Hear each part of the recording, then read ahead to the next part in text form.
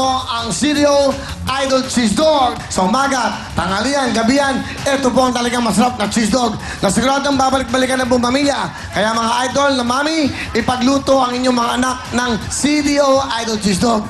Ang cheese dog na idol sa sarap. Sa presyong idol ng bulsa, go! Idol, go! CDO! CDO Idol Cheese Dog! Thank you very much. Pero bago ang lahat, at gusto ko lang pasalamat. Ito, pakita natin. Okay, pakita, hawakan mo na. Ito po, pinasinulat tayo ni Mr. Luther. Di ba, Luther? Batigas, okay? Mr. Luther Batigas, thank you so much po dahil maganda yung kanyang nilight up nung ginest natin ng mga PNP. Yung mga busito, ba? Parang alam mo yan, nasulat ka sa ganyan. Mr. Luther. Okay. Di ba, Mr. Luther Batigas? Yan po ay very known at siyempre po columnist, respetado po yan. So, napakaganda ng ginawa niya si Mr. Luther Batigas. Ito po sa Bullseye. Napakaganda po ng programa natin na binigyan natin ng importansya. And of course, napakagaling po na Chief PNP, Nicanor Bartolome, General Sarmiento. Okay, Lina, thank you so much po. Sinulat tayo ng napakaganda ng episode na yun sa ating mga polis. Binigyan natin ng tribute ang ating mga dakilang polis. Sabi ko nga, hindi lahat ng pulis ay masama. Mas maraming mabuti kaysa sa masama. Kaya ang mga pulis, pinagkakatiwalaan at pinamahalan. Palaban natin ang ating mga pulis. Again, Mr. Luther Batigas, thank you so much. Ito, tuloy-tuloy. At eto na po. Sino ba ang ating mga big time ng mga dalagitan na binatilyo na magaling kumanta? Ito si Laika at Romano. Mga dalagit at binatilyo. Okay, Laika, bumati ka muna. Binabati ko po dyan yung mga kaibigan ko po sa Marinduque. Saka po yung mga kapitbahay namin dyan sa Bayanan. Yung Lacorte family, Escultura, yung Miggy family and Marmol family. Kamusta na po kayo dyan? Tapos yung kaibigan ko po, si Desa Guevara. Woo! Okay, ikaw ba nag-aaral, Laika? Opo, nag-aaral po. Actually nga po, kakatapos ko lang po ng grade 6. Ah, ganon. So Opo. mag-high school. Tika Marinduque ka. Ano lang po, kakauwi lang po namin. Galing? Marinduque po. Hindi nga, doon kayo nakatira? Hindi po. Saan? Sa Muntinlupa po. Ah, Muntinlupa. Opo. Anong trabaho ang papa mo?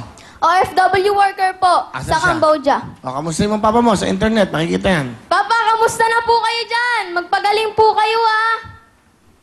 Okay, ba't may sakit? Ano po kasi, na-disgrasya po siya. Ah, okay. Sige, Laika, sino ang kasama mo? Pinapakilala ko po ang maganda kong mama, si Mama Lynn! Hello, Will! Kamusta po sa inyong lahat dyan? Okay, ano gusto sabihin sa anak nyo? Anak, ang masasabi ko lang, ito ng pagkakataon mo para may pakita mo ang iyong talento. Kaya pagbutihin mo, galingan mo at manalig ka lang sa Panginoon. Mag-aral kang mabuti para makamit mo ang iyong pangarap. Yun lang po. Mama, salamat nga po pala sa pag-aalaga niyo po sa akin. Kahit na po minsan, makulit po ako, pinagtsatsaga niyo pa rin po ako. Maraming salamat po. Mahal na mahal po kita. Alright. Maraming salamat. Ito ba mga bata magaling? Bumibirit. Ito, pakinggan natin. Ano kakantayin mo? Laika. Ikaw lang mamahalin po! Ito na po si Laika.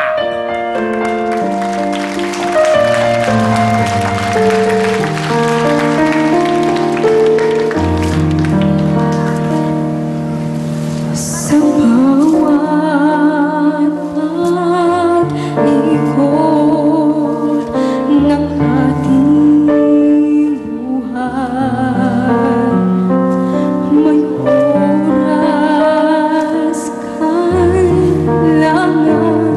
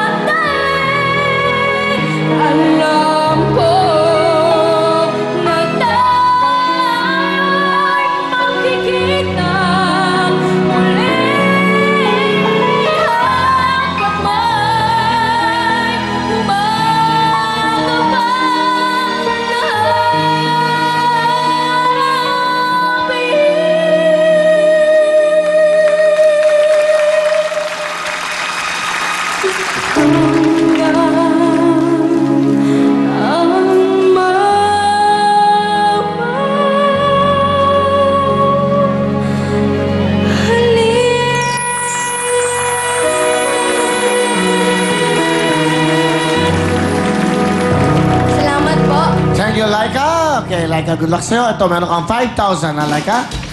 Thank you, Salamat Laika. po. Romano, bate. Binabati ko nga po pala yung taga-Binoon ng Rizal dyan. Tsaka po sa Meralco Village. Binabati ko rin po yung mga pamangking ko po sa Valenzuela, Cagayan de Oro. At tsaka po yung taga-Cavite. Tsaka po yung sa Marinduque. Lola, Lola. Nandito na po ako. Sa Big Time. Alright. Ano trabaho ng tatay mo? OFW po sa Saudi. Nasaan ang tatay mo ngayon? Saudi po. Ano ginagawa niya ron? Nagtatrabaho po. Hindi, anong trabaho niya? Lineman po. Lineman. Opo. Kamusta yung mga papa mo? Papa! Nood ka lang po dyan. Love you po. Ano pangarap mo, Romano? Gusto ko po maging singer, artista, tsaka po pare. Pare. Opo. Singer na artista na Tapos pare. pare po. Anong pinaka-priority mo? Pare, artista o singer? Artista po muna pag bata ako, pero pag lumaki na po ako, pare na po. Bakit mo gusto magpare? Kaya pala may malaki siyang crucifix, oh. Bakit gusto mo magpare? Para po ikalat ko po sa buong mundo na totoong mahal po ng tao ay ng Diyos ang lahat ng tao. Talagang gusto mong gawin yan. Opo. Alam mo, mahirap magpare. Siyempre, ibang-iba. Talagang magsiservisyo ka sa Panginoon. Opo. Hindi ka pwede sa barkada, hindi ka pwede sa inuman, hindi ka pwede lalabas-labas ka. Ang gagawin mo, puro kabutihan, magpapayo, di ba? Tutulong, yun ang pare. Marami akong kaibigan, hindi naman sila gano'n. Ibang tawagan ng pare naman. Pare, kamusta? Inom ba tayo, pare? Ay, iba naman yun. Ikaw, pare. Kahanga-hanga ka, ha? Palapakan natin si Romano para maging isang pare. Ako kaya, pwede kaya ako maging pare? Pwede rin po. Ano kabataan ko, malay nyo. Sabi ni Lord, wag muna, really.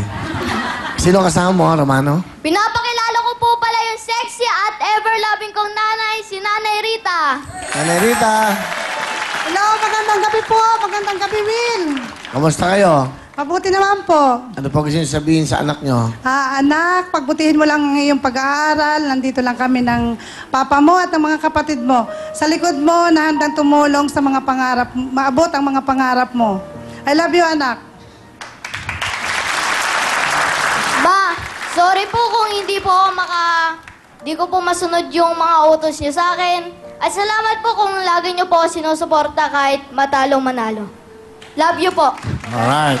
Ano kakantayin mo, Romano? I surrender po. By Galingan mo, ha? Celine Dion. Ito na po, Father Romano.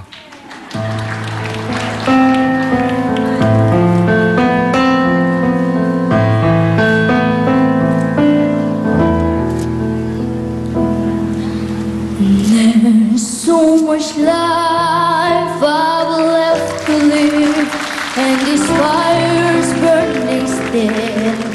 When I watch you look at me, I think I could find a will to stand for every dream and forsake the solid ground and give up these few within of what would happen